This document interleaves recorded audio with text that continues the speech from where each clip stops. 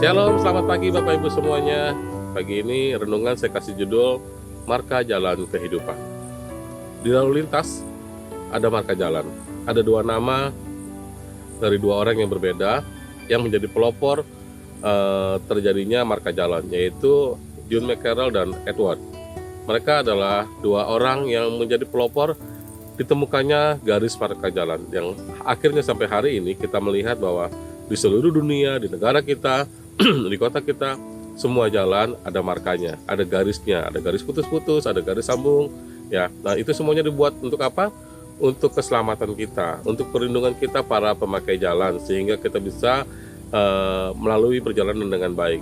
Tetapi tidak cukup saja bahwa marka jalan itu dibuat, tidak cukup dibuat juga jadi peraturan, tetapi diperlukan peran kita. Peran kita itu untuk apa? Untuk kita taat menjalani semua marka jalan itu. Kalau kita tidak taat, maka akan terjadi kekacauan dan mungkin juga akan jadi kecelakaan. Bapak Ibu, firman Tuhan bilang begini. Yohanes 14 ayat 15. Jikalau kamu mengasihi aku, kamu akan mentaati segala perintahku. Nah, ketaatan itu kita perlukan dalam kita berlalu lintas. Tapi bukan cuma di lalu lintas, tapi juga dalam kita menjalani kehidupan kita di dalam Tuhan. Kita perlu taat kepada Tuhan. Taat itu sebagai bukti apa? Sebagai ekspresi kita mengasihi Tuhan. Kalau kita taat, kita benar-benar memberikan bukti nyata dalam kehidupan kita. Kita mengikuti perintah Tuhan karena kita mengasihi Tuhan. Dengan ketaatan juga kita bisa beroleh perlindungan.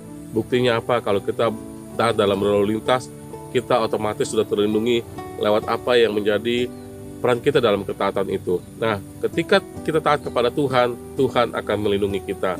Dan ketaatan juga akan memberikan berkat buat kita.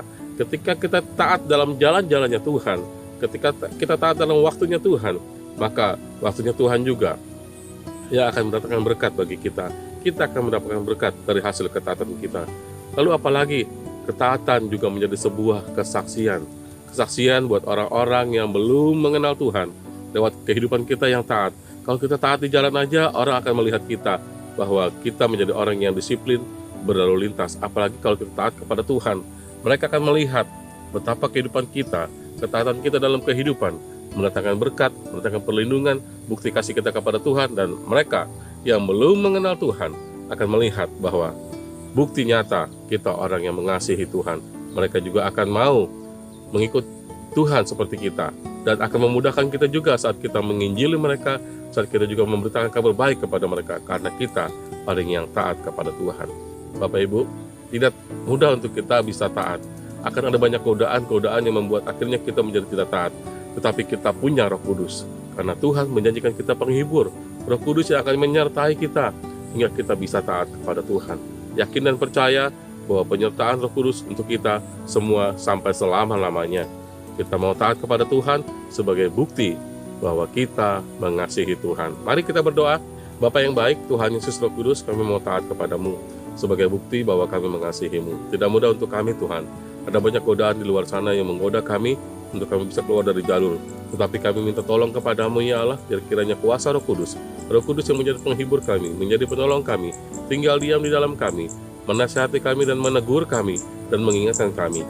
Kami percaya Tuhan di dalam Engkau, hidup kami berkelimpahan, mengalami berkat perlindungan, hingga kami menjadi kesaksian bagi banyak orang. Dalam nama Tuhan Yesus Kristus kami berdoa. Amin. Selamat pagi, selamat beraktivitas. Tuhan Yesus memberkati kita semua.